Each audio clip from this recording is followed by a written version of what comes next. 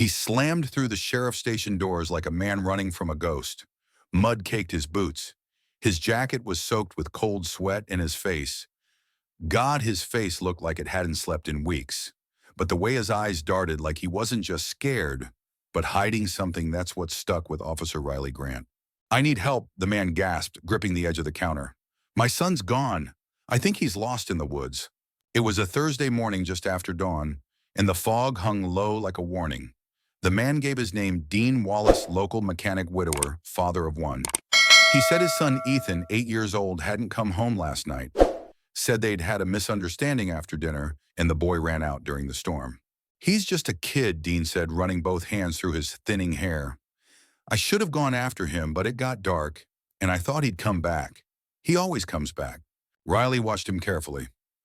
"You waited until morning to report your child missing." Dean's mouth opened, then closed.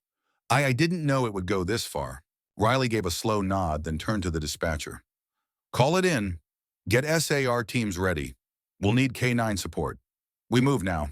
The Wallace property sat on the edge of Bear Creek, 30 minutes outside Helena, Montana.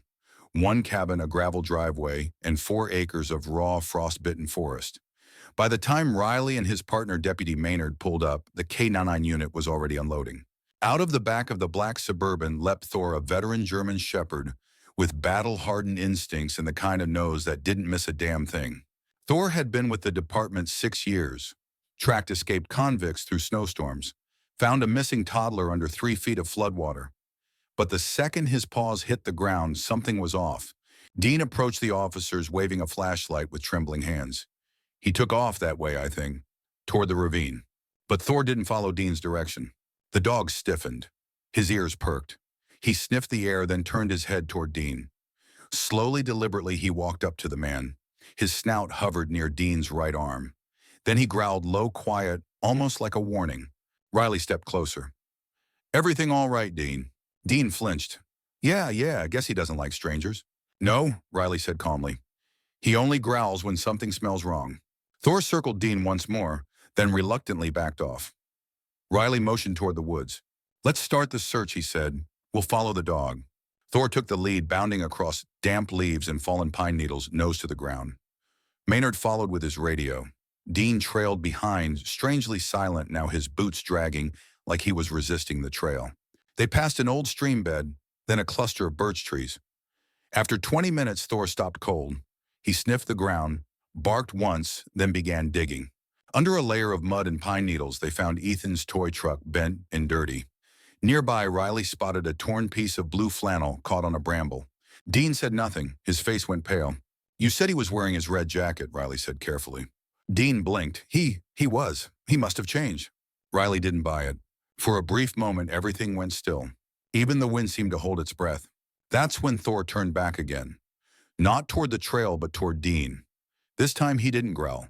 He just sat down, staring straight at the man's sleeve, his eyes fixed, unmoving, focused. Riley stepped forward. "May I see your jacket, Dean?" Dean hesitated, then reluctantly held out his arm. The edge of the sleeve had a small crusted stain, brownish dry. Riley didn't need a lab to know what blood looked like. Dean pulled his arm back. "Must have cut myself on some barbed wire." "Right," Riley said, keeping his tone neutral. He tapped his radio. "Let's log that in, just in case." They didn't speak on the way back. But in Riley's chest, a tight knot had formed, the kind that only showed up when someone was lying. Back at the command truck, the search was expanding. Drones, thermal imaging, local volunteers. Dean stood off to the side, arms crossed, eyes scanning the trees but never the people. Thor sat beside Riley, ears twitching. "You ever seen a kid run off like that?" Riley asked the dog quietly. Thor didn't move. He just stared into the woods like he already knew the ending. If stories like this grip your heart the way they do ours, don't forget to subscribe to Brave Animals, where true courage runs on 4 paws. By noon, a second scent trail had been found. Thor had ignored the main path and veered sharply south toward an old hunting trail behind the property. There they found another clue, a set of small barefoot prints heading toward a rundown storage shed, half collapsed by years of snow. Riley called it in and waited for the forensics team. Inside the shed, a frayed blanket, a cracked flashlight, and what looked like dried food crumbs. There was no sign of the boy, but someone had definitely been hiding there. On one of the wooden beams, deep claw marks as if scratched in fear. Riley stepped outside. Dean stood 20 feet away, arms still crossed. You recognize this place, Riley asked. Dean shook his head. Never been here. Maynard gave Riley a sideways glance. Even though it's less than a mile from your own shed. Dean shrugged. Guess I don't wander as much as I used to. But the lie was getting harder to hide. The trail didn't match his story. The evidence wasn't lining up. And Thor was now refusing to sit near Dean, pacing nervously whenever the man came close. That night, Riley sat at his desk reviewing his body cam footage. At the exact moment Thor first smelled Dean's sleeve, the dog's posture changed completely. Ears low, eyes fixed, growl ready. It wasn't confusion. It wasn't curiosity. It was recognition. And somewhere deep in the woods beneath the weight of pine and frost, something was still waiting to be found. It had been a long day, the kind that settled in your bones.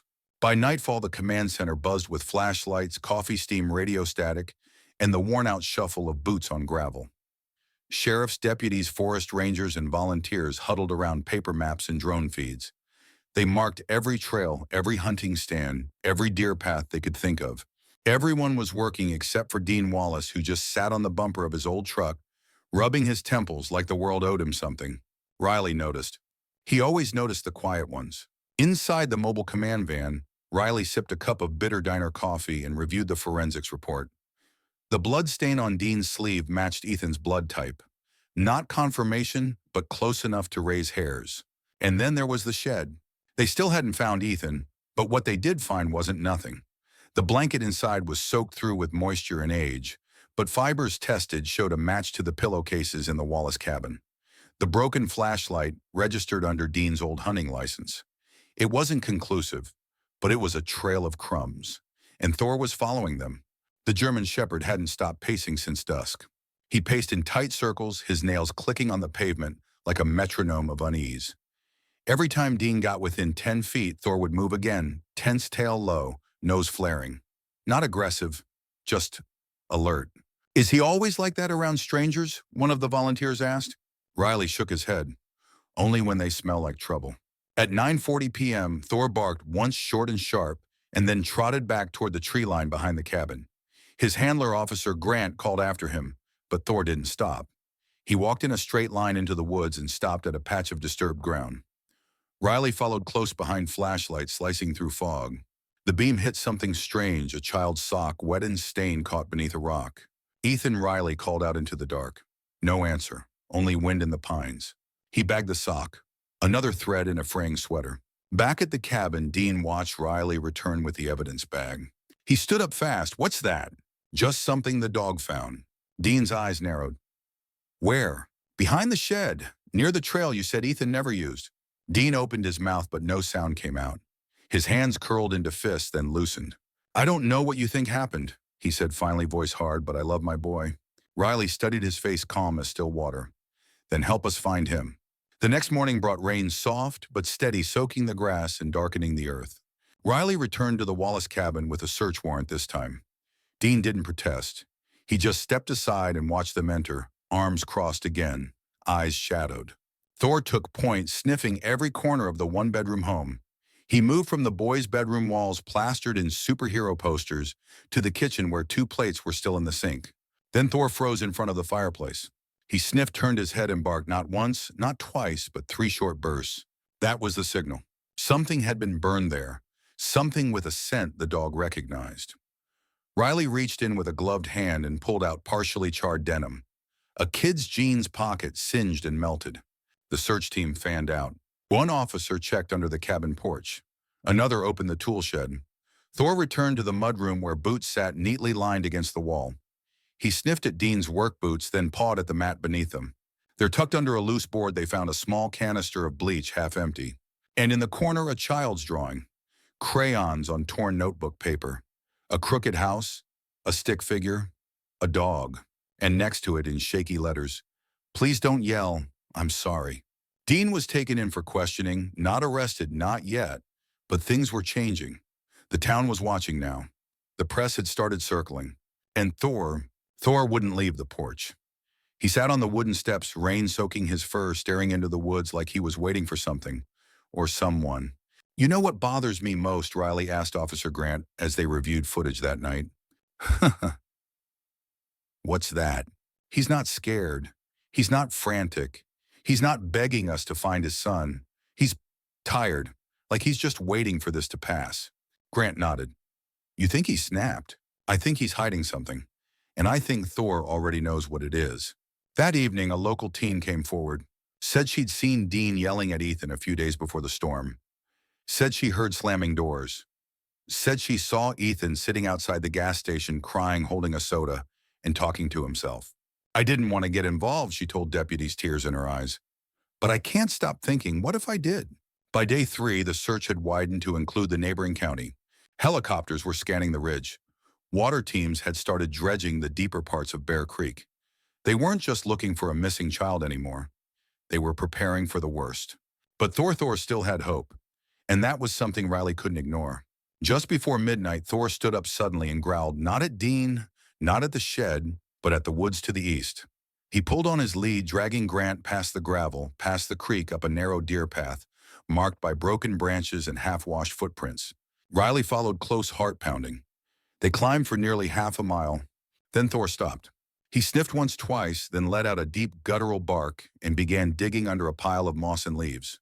Beneath it, a slab of old plywood. Riley pulled it aside. A ladder leading down into a root cellar. They called it in. Backup came fast. Inside the cellar, it was cold, damp. Mold clung to the walls. In the corner was a cot with a small blanket, a half-eaten granola bar, and a pair of muddy shoes child-sized. No boy, but someone had been there. Recently. The mystery deepened, and as Thor sat at the edge of that dark hole, ears twitching and eyes fixed on the forest beyond, Riley knew one thing for sure. The boy hadn't wandered off. He'd been led away, hidden, maybe punished. But Thor was closing in, step by step, scent by scent. And soon, the truth would have nowhere left to hide. The root cellar had been empty but not forgotten. Riley stood at the edge of the dark hole, rain misting down from the pine's flashlight beam, trembling slightly in his hand. Thor sat beside him, ears high, every muscle tight. The dog wasn't barking anymore. He was watching, tracking something unseen. What do you smell, boy? Riley asked under his breath. Thor sniffed again, then turned his head toward the ridge. The cellar was old, probably built 50 years ago, when people still canned peaches and feared the Cold War. But it had been used recently. Fresh footprints, smudges of muddy handprints on the inner walls, and a makeshift cot suggested someone, likely a child, had stayed here for days. Forensics marked 2 distinct boot prints near the plywood door. One large, one small. One set led in, the other led away. But they didn't go in the same direction. That was the first clue the scent trail was splitting. Back at the command post, Officer Grant spread the topographical map across the hood of his SUV. Riley leaned in, soaked to the bone, steam rising from his jacket. If the kid was here, Grant said, tapping the marker on the root cellar's location, and someone else walked him away from this point, it means he's not alone. Riley frowned. Dean's been insisting Ethan ran off on his own, but this shows someone helped him walk away. Or forced him. Riley didn't say anything. His jaw tightened. Thor let out a single quiet bark. They canvassed the ridgeline until 2 a.m., scanning with night vision drones and heat sensors, but came up empty. No sign of Ethan. No bodies. No sound. But Thor kept sniffing the wind and pulling toward a rundown hunting cabin another mile east. Riley had a hunch, and he didn't like it. The next morning, they questioned Dean Wallace again. He sat at the sheriff's office with arms crossed, lips pressed so tight they turned white. On the table in front of him, the bag denim scrap from the fireplace, the bleach bottle, and a photo of the cellar cot.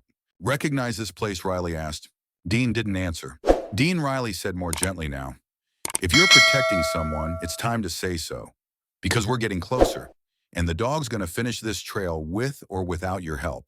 Dean stared at the wall. "You think I don't want my son back?" "No, I think you're scared of what we might find when we do." Outside, Thor barked at the window of the interrogation room. Just once. Riley saw it. So did Dean.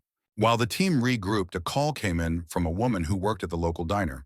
She said she'd seen Ethan a few days before he vanished, sitting on the curb outside the library with a man who wasn't Dean.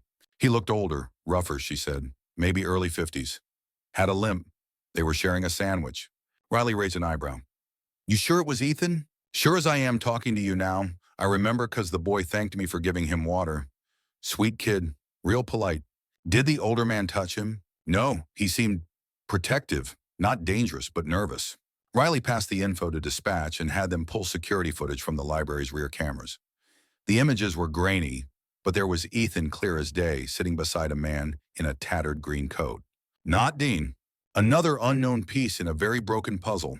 Later that day, Riley joined the SAR team and Thor back on the ridge. The K9 dog had picked up the older trail again, less scent now after all the rain, but he was determined. Nose low, tail rigid, barking softly when he stopped near an old fire pit. Inside the circle of stones, they found half-burned newspapers, an empty thermos, and a child's plastic fork. Nearby, under a flat rock, someone had carved a message into the dirt with a stick. "I'm okay." Riley stared at the letters. They were crooked, uneven, but legible. Ethan had left that. They followed Thor further east until the trail stopped cold at a rushing creek. The dog paced the banks, whining in frustration, then jumped in and swam to the other side. He barked twice, sharp and high-pitched, like he had found something. The team followed. Riley's boots splashed across the slippery rocks. Thor sat beside a tree with rope marks on the bark and a strip of fabric hanging from a branch, red nylon, like the hood of a child's jacket. No blood, no body, but something had happened there. That night, Thor refused to sleep in his kennel. He paced along the fence line at the sheriff's station, eyes scanning the tree line. Riley came out with a blanket and sat beside him. "You're not letting this go, are you?" he whispered. Thor didn't move. "I'm not either." At 3:12 a.m., Riley got a call from Officer Grant. "We found the guy from the library video. Where?" "Sleeping in a barn off Route 12. The farmer called it in, said he saw a stranger limping across his property. And he says he knows where Ethan is. Says the boy's not dead." Riley sat upright. "Where is he?" "He won't talk until he sees the dog." "Poor Fernarm, says Sor Tinetun. Sor." "Yeah, says the dog saved the boy once. Wants him there again." By sunrise, Riley and Thor were on the road. The barn was falling apart, rusted tin roof, peeling red paint, leaning like a drunk against the hills. Inside, the man from the video sat on a hay bale, eyes sunken, beard ragged. His name was Russell Boone. Vietnam vet, no record, no family. Lived off scraps and rainwater. But the second he saw Thor, he smiled just a little. "You found the pit, didn't you?" he asked. Riley nodded. "The root cellar." Russell shook his head. "No, the real one. He was in a pit, in the woods, trapped." Riley stepped forward. "Who put him there?" Russell hesitated. Then slowly, "His father. I saw it. I was out hunting squirrels. Thought I was seeing things, but no." The man yelled at him. Said he was just like her. Then he kicked him down the hole. Riley felt the heat rise in his chest. "Why didn't you call it in?" "I'm not good with police," Russell whispered. "Didn't think I'd be believed. So I went back the next night and the boy was gone. I figured the dog had found him, or..." He couldn't finish. "But he's alive," Riley pressed. Russell nodded. "I think he went deeper into the woods. He's hiding. Smart kid. Left signs." Riley turned to Thor. "You ready, partner?" Thor barked once, loud, clear. They were close now. And somewhere out there beyond the trees, beneath the fog and fear, a scared little boy was waiting. And only one dog in the world could find him before it was too late. By the time the sun cracked over the Montana hills, Officer Riley, Grant, Thor, and the SAR team were already moving. The air was sharp with pine and early frost. Mist clung low to the brush, ghosting over the trail like it wanted to keep secrets buried. But Thor didn't care about secrets. The German shepherd surged forward, nose low, following a scent older than time, but fresher than lies. Riley glanced at the man beside him, Russell Boone, the scruffy veteran who claimed he saw Dean Wallace shove his son into a pit days earlier. Boone limped but kept pace. His expression was unreadable, sun-leathered and haunted. "You said the boy went deeper into the forest," Riley asked. Boone nodded. "After the second night, I left him food. He was gone the next morning. Took everything but the spoon." "You sure it was him? Who else leaves drawings of dogs scratched into tree bark?" Riley didn't answer, but his gut agreed. So did Thor. The dog suddenly stopped, barked once, and veered left off trail. They pushed through underbrush for another quarter-mile before they found it. A tree stump freshly hollowed out with a small pile of rocks shaped like a circle beside it. A message scratched into the dirt. "I'm still here, I hear you." Riley bent down. This was written by a kid, recently. Boone exhaled, almost in relief. "Told you." Thor began sniffing furiously around the stump.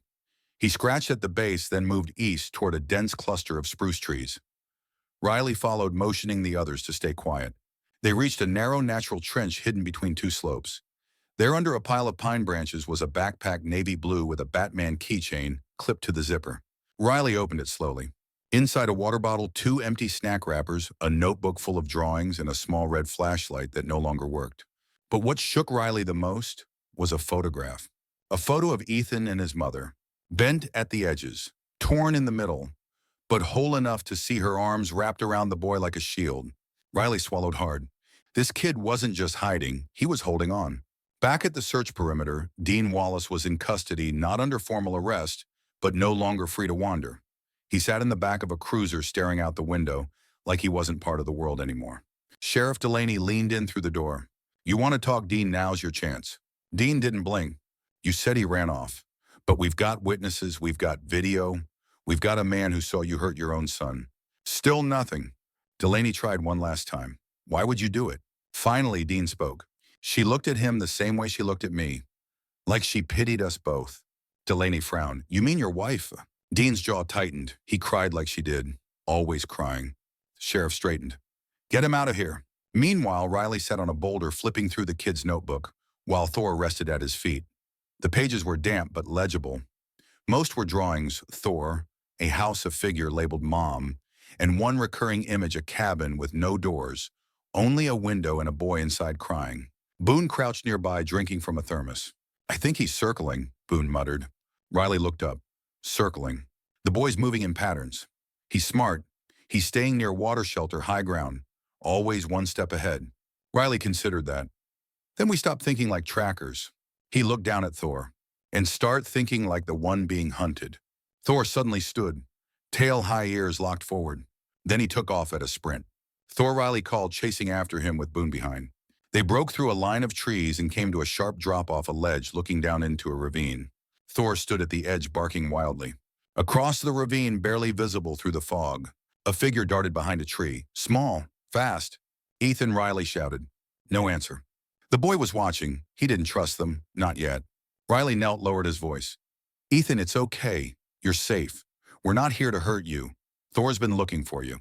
Thor barked softly, tail wagging now. A few seconds passed. Then a small face peeked out from behind a tree. Eyes wide, dirt on his cheeks, hair tangled, and tears, so many tears. But he didn't run. They found a natural path down into the ravine and crossed slowly. When they got close, the boy backed up only once until Thor trotted forward and sat gently in front of him. Ethan stared, then slowly reached out a shaking hand and placed it on Thor's head. The boy collapsed into the dog's fur, sobbing. Riley approached quietly. "Hey, buddy, you okay?" Ethan didn't speak, but he nodded. Boone hung back, tears in his own eyes. "I'm sorry," Ethan whispered finally. Riley frowned. "Sorry for what?" "For making Thor run so far." They carried him out of the woods in silence. Wrapped in a thermal blanket, safe in Riley's arms, Ethan didn't let go of Thor once. His little hand gripped the dog's fur like a lifeline. Back at the paramedic truck, Ethan was checked for injuries, bruises, scratches, malnourishment, but no broken bones. "Just scared," the EMT said. "This boy's been through hell." Riley nodded. "But he's not alone anymore." When Sheriff Delaney told Dean that Ethan had been found alive, the man's face didn't change. "He'll be better off with strangers anyway," Dean muttered.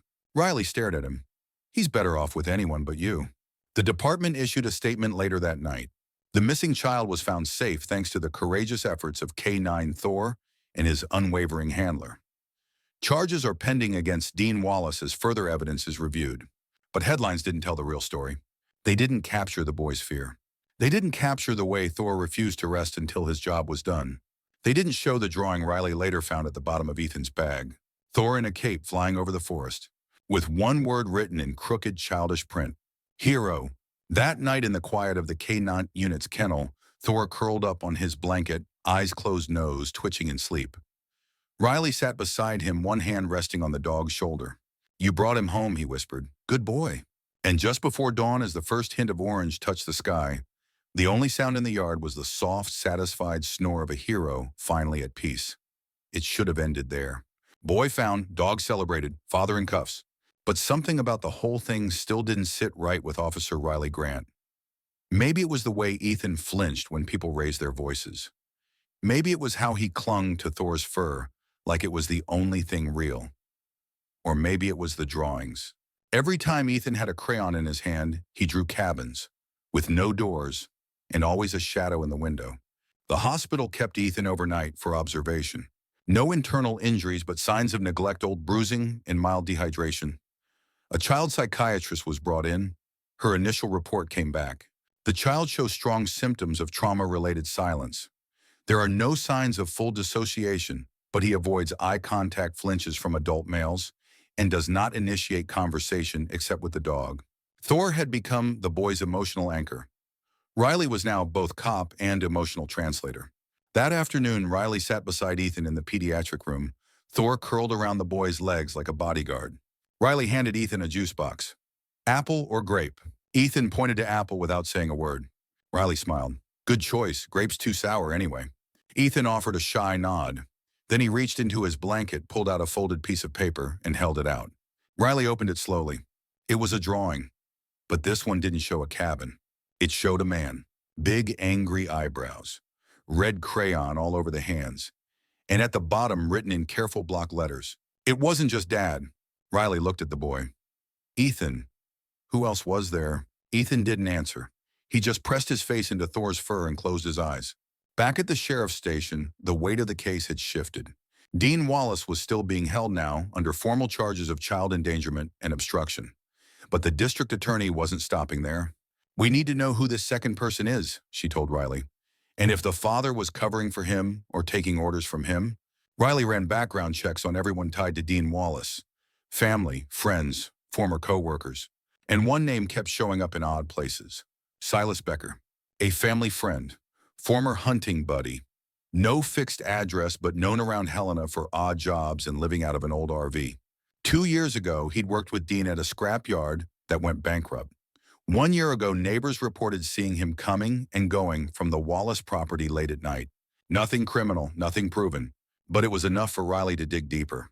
Meanwhile, Ethan was released into temporary protective custody, with Thor assigned to stay with him during the transition. Dogs aren't just animals, the child services worker had said, watching Ethan rest his hand on Thor's back. He's his bridge to the world. The department agreed. Thor was officially Ethan's emotional support canine for the duration of the investigation. They moved him to a quiet foster home just outside of town. A retired school teacher named Ms. Connie Travis, who had raised 2 boys of her own and knew how to cook everything from scratch. He can stay as long as he needs, she told Riley. And the dog, too. I even got a spare bed. Riley smiled. He'll probably take the couch. A few days passed. Ethan didn't say much, but he began to draw more. Always the same Thor the Woods in a strange pattern Riley couldn't quite make out at first. 4 lines, then a triangle, then a circle inside it. Ethan would draw it again and again, whispering something under his breath. Finally, Miss Travis recorded it and played it back for Riley. The boy was whispering the pit, the circle, the other door. Riley showed the drawing to Boone, the veteran who had helped track Ethan. Boone stiffened. That's a trapper's symbol. Old school, means false shelter. I've seen it carved into trees near bait holes. You think Becker could have used it? Boone nodded slowly. He was always into weird survivalist junk. Wouldn't surprise me. Riley made the call to dispatch. Put out an alert on Silas Becker. Last known vehicle, rusted RV tan, top Montana plates ending in 2F6.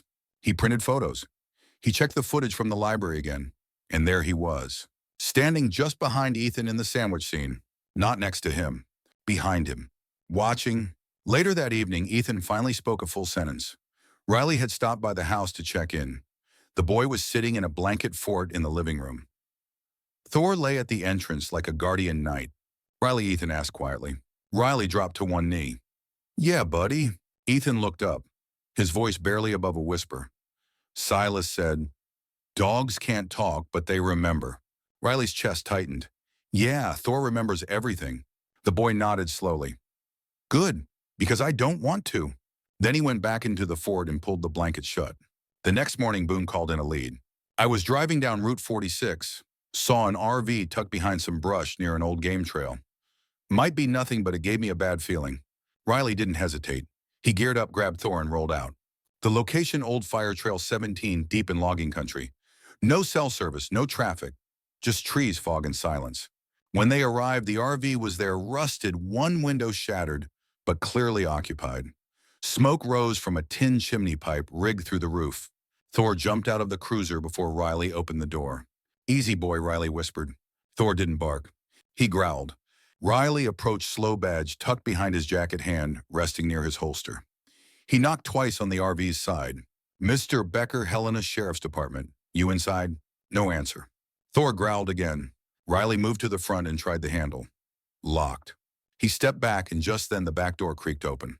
A man stepped out. Scruffy beard, thin frame, eyes that didn't blink enough. Help you, officer. Terrenta Brian. Riley nodded once. Mind if we talk? Becker shrugged. Ain't done nothing wrong. Funny, Riley said calmly. That's what guilty people always say. Inside the RV, Thor's nose pressed against the vents. Then he barked once, loud, sharp, final. Riley's heart jumped. Becker flinched.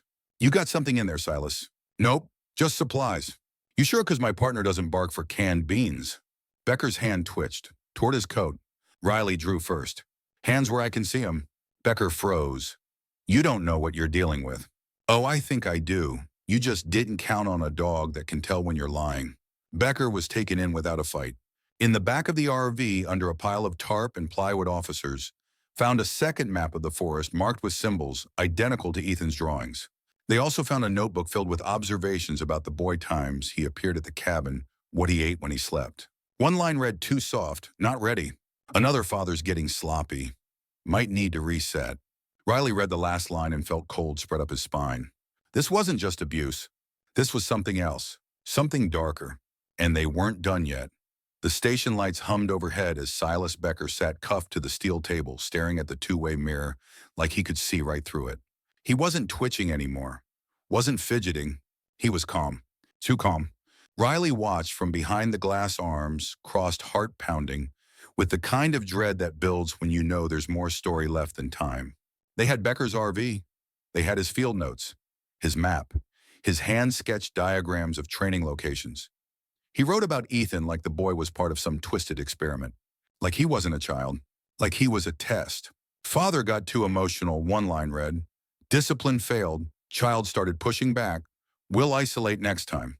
That line echoed in Riley's chest like a gunshot.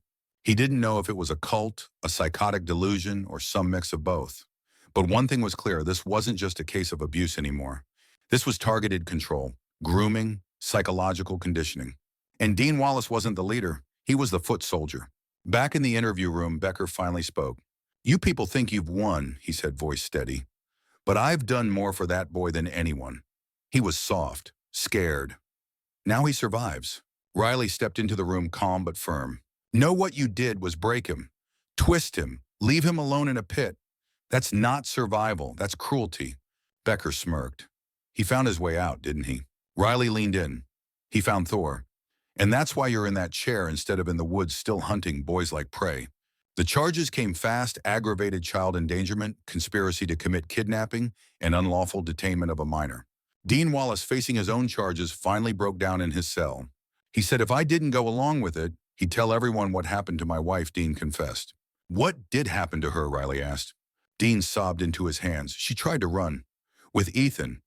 And I let him stop her. I didn't think He never finished the sentence. When the news broke, the town of Helena fell into stunned silence.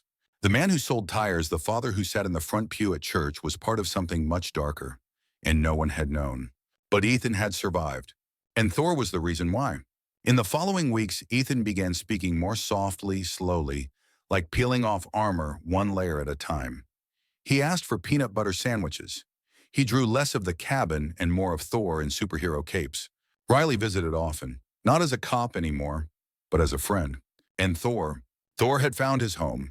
He slept beside Ethan every night, followed him like a shadow. The boy would hold Thor's tag in his hand like a lucky coin whenever he felt the memories creeping back. One Saturday afternoon, as the sun warmed the yard outside Miss Travis's house, Ethan ran in circles with Thor while Miss Travis baked cookies. Riley sat on the porch with a glass of lemonade, watching it all unfold. I think he's gonna be okay, Miss Travis said gently. I think Thor's making sure of it, Riley replied. They sat in silence for a moment, listening to laughter. Then Ethan ran up out of breath. Riley. Yeah, buddy? Ethan looked up.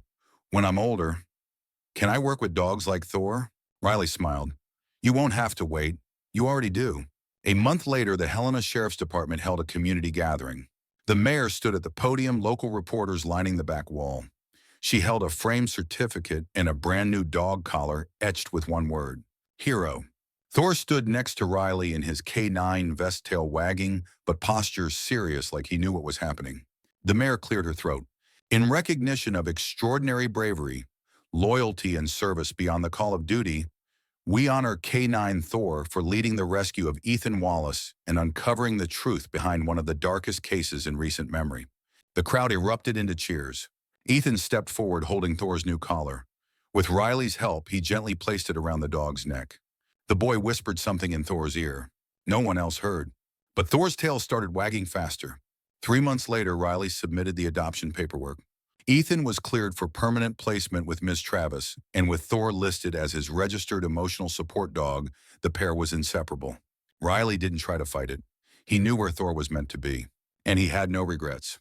I didn't lose a partner, he told the sheriff. I helped a boy find his best friend. One evening, as fall leaves began to turn red and gold across Montana, Riley visited the house again. Ethan greeted him on the porch, waving with one hand, holding Thor's leash in the other. Inside, the fireplace crackled.